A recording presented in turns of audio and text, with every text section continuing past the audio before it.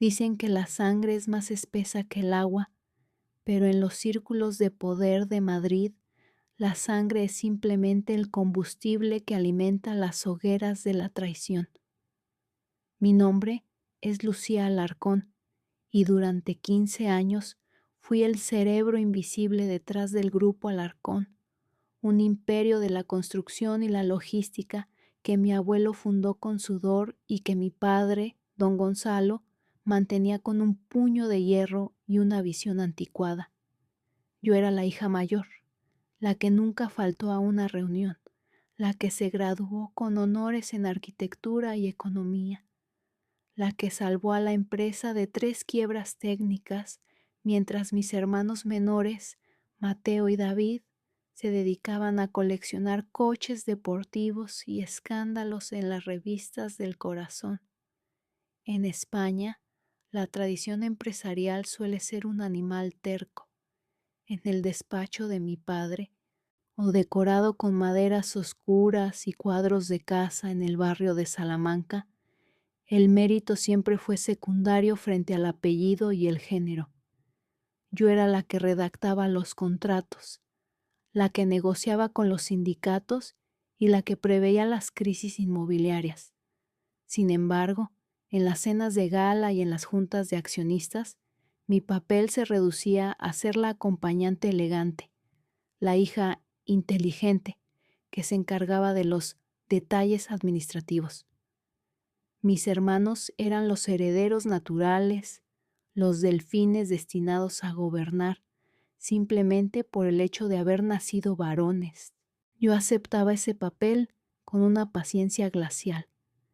Creía que mi padre, a pesar de su machismo recalcitrante, terminaría rindiéndose ante la evidencia de las cifras. Los balances no mienten, y los míos eran impecables. Bajo mi gestión en las sombras, el Grupo Alarcón se expandió por toda Europa. Yo no buscaba gloria, buscaba respeto. Pero el respeto es una moneda que mi familia no estaba dispuesta a acuñar para mí. La envidia de mis hermanos crecía al mismo ritmo que los beneficios de la empresa, y mi padre, cegado por la idea de un linaje masculino, comenzó a ver mi competencia no como un activo, sino como una amenaza a su autoridad.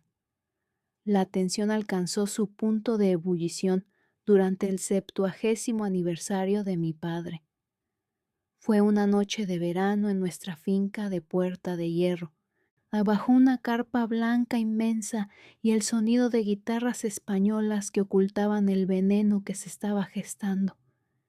Mi padre se levantó, brindó con un vino reserva que yo misma había seleccionado de nuestra bodega en Valencia y anunció su jubilación.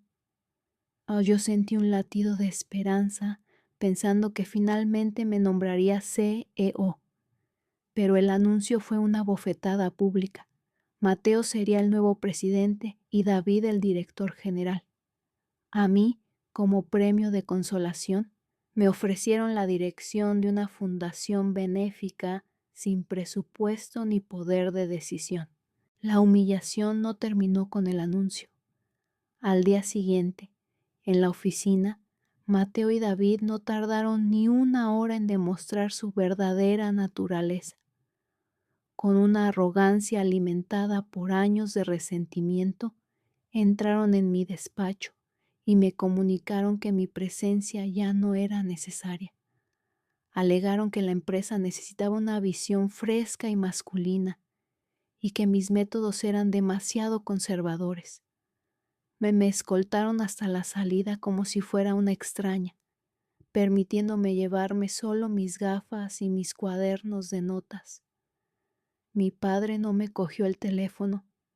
Me habían borrado de la historia familiar en un solo movimiento.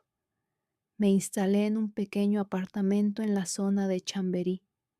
Durante las primeras semanas, el silencio de mi teléfono fue el sonido más ensordecedor que jamás había escuchado. Toda la gente importante de Madrid, los mismos que me besaban la mano meses atrás, desaparecieron al instante. Me convertí en un fantasma, Pero los fantasmas tienen una ventaja. Nadie espera que vuelvan a construir nada.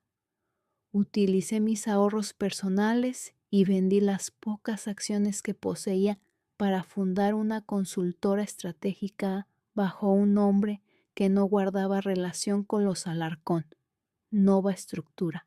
Cambié mi imagen. Adopté el vestuario que hoy me define. Trajes de chaqueta de corte impecable, colores neutros y esas gafas que se convirtieron en mi escudo. Dejé de ser Lucía, la hija de Gonzalo, para convertirme en Elia Valdés, una consultora implacable que operaba desde la sombra. Mientras tanto, en las oficinas principales del Grupo Alarcón, el desastre comenzaba a fraguarse. Mateo y David, libres de mi supervisión, empezaron a tomar decisiones basadas en el ego. Invirtieron en proyectos faraónicos en la costa valenciana que no tenían viabilidad legal. Compraron empresas competidoras a precios inflados solo por el placer de la conquista y descuidaron las relaciones con los bancos que yo había cultivado durante una década. La soberbia es el prólogo de la caída. Mis hermanos creían que el éxito de la empresa era una propiedad intrínseca de su apellido, no el resultado de mi trabajo minucioso. Comenzaron a gastar el capital social en fiestas, yates y malas inversiones en criptomonedas. Lo que a mí me costó 15 años construir, ellos empezaron a desmantelarlo en 15 meses. Yo observaba cada movimiento desde mi oficina minimalista en Madrid, analizando sus errores con la precisión de un cirujano. Sabía que el Grupo Alarcón estaba herido de muerte y que mi padre, desde su retiro dorado en la Costa del Sol, se negaba a ver la realidad hasta que fuera demasiado tarde. El primer gran golpe llegó con una investigación por corrupción urbanística en Valencia.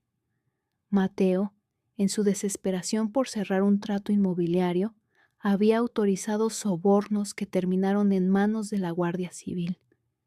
El escándalo ocupó las portadas de todos los periódicos.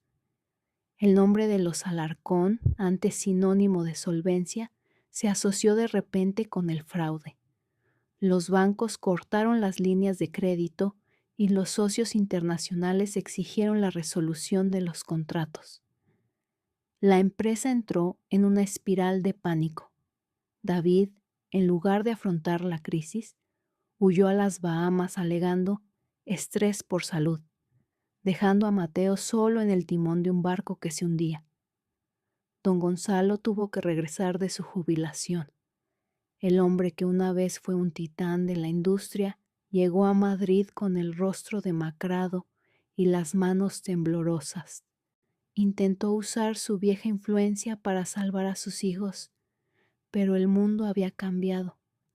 Los favores políticos ya no se pagaban con cenas y la deuda de la empresa era tan grande que ni siquiera vendiendo todas sus propiedades personales podrían cubrirla. Fue entonces cuando mi padre cometió el error final. Puso el Grupo Alarcón a la venta en el mercado secundario, buscando un comprador desesperado que asumiera la deuda a cambio de una participación mayoritaria. Lo que ellos no sabían es que Nova Estructura ya controlaba el 40% de su deuda a través de empresas pantalla. Yo había estado comprando sus pagarés y sus créditos fallidos a precio de saldo durante meses. Yo era el depredador silencioso que los esperaba al final del camino.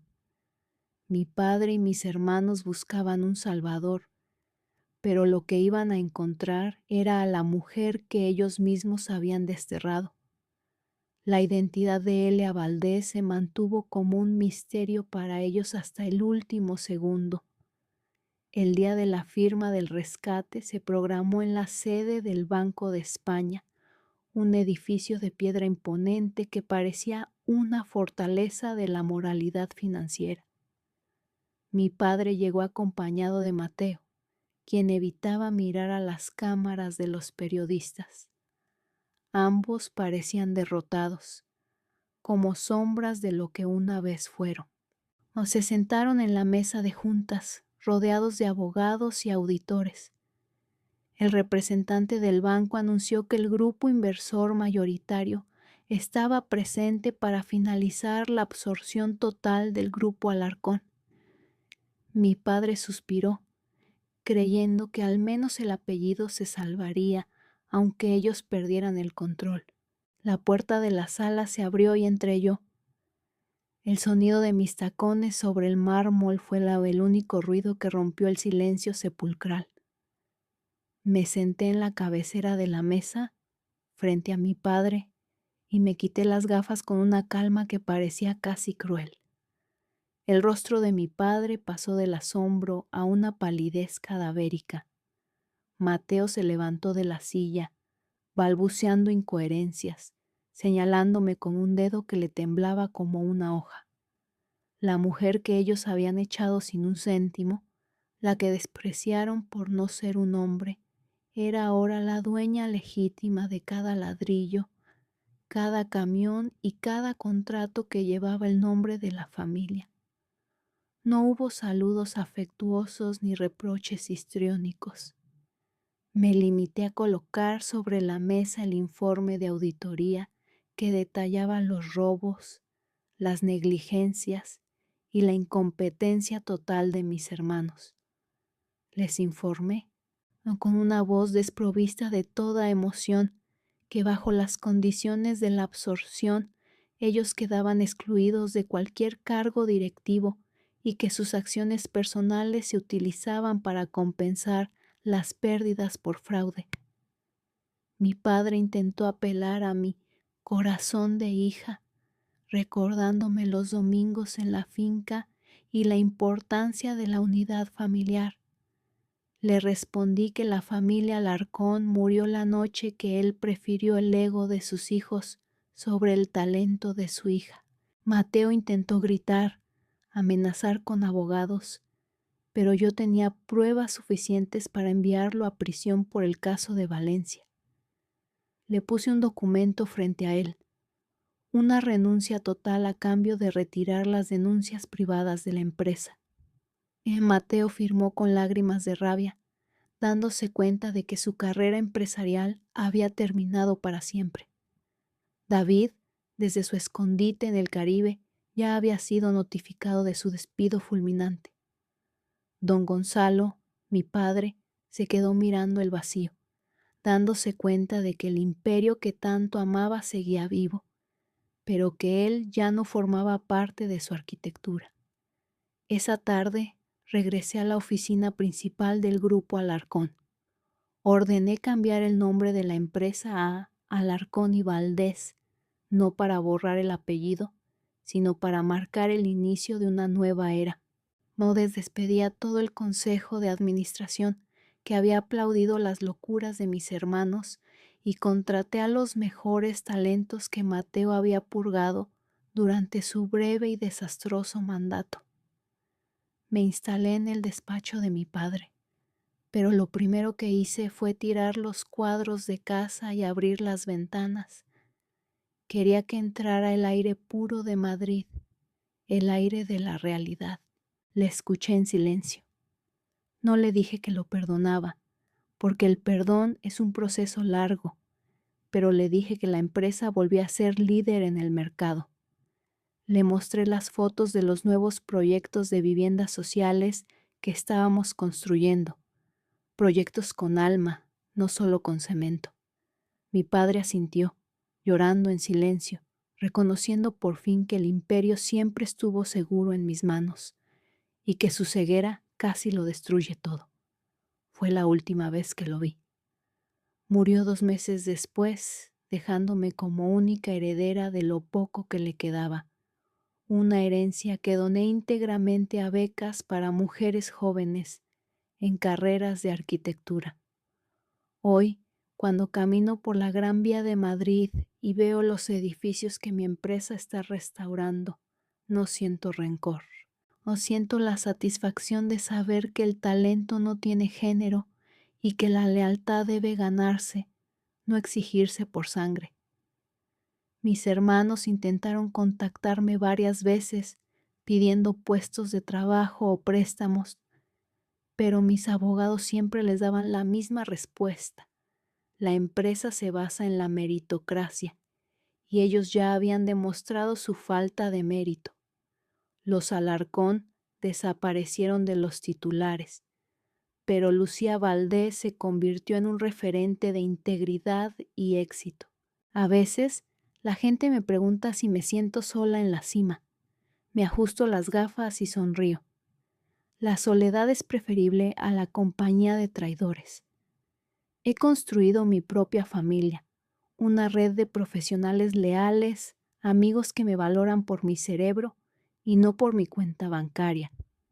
He aprendido que la estructura más fuerte no es la de acero o hormigón, sino la de la verdad y la resiliencia. Mi madre, que murió cuando yo era joven, siempre me decía que las mujeres de nuestra familia eran como los olivos de Valencia. Pueden doblarse bajo la tormenta, pero sus raíces son tan profundas que nunca se quiebran. El Grupo Alarcón y Valdés es hoy una empresa pionera en sostenibilidad. Hemos ganado premios internacionales y somos un modelo de ética empresarial en toda Europa. Cada decisión que tomo pasa por el filtro de la lógica y la justicia. No busco venganza, busco excelencia. La venganza fue simplemente el subproducto de mi éxito. Ver a los que me subestimaron caer por su propio peso fue suficiente. No necesité empujarlos, solo necesité dejar de sostenerlos. La gravedad hizo el resto del trabajo por mí. Dicen que la historia la escriben los vencedores, y yo me he asegurado de escribir la mía con tinta indeleble. En mi nombre ya no está a la sombra de ningún hombre. Soy la dueña de mi destino y la arquitecta de mi propia paz. Cada mañana, cuando me pongo mi traje de chaqueta y me miro al espejo, no veo a la hija desterrada. Veo a la mujer que convirtió un imperio de cenizas en una fortaleza de diamante. La sangre podrá ser espesa, pero la inteligencia es transparente y la voluntad es inquebrantable. Y eso, en cualquier idioma y en cualquier país, es el único imperio que realmente perdura. La vida me dio una lección que nunca olvidaré. No importa cuántas veces te echen de la mesa. Si eres tú quien sabe cómo construir la casa, siempre terminarás siendo la dueña del salón. Mis hermanos y mi padre fueron los maestros involuntarios que me enseñaron a ser implacable. Y por eso, de alguna manera, les estoy agradecida, porque sin su traición, yo nunca habría descubierto la magnitud de mi propia fuerza. El imperio de las cenizas se ha disipado, y sobre él se alza ahora un monumento a la justicia y al trabajo duro. Y esta vez las puertas están abiertas para todos, excepto para aquellos que no saben lo que significa el respeto.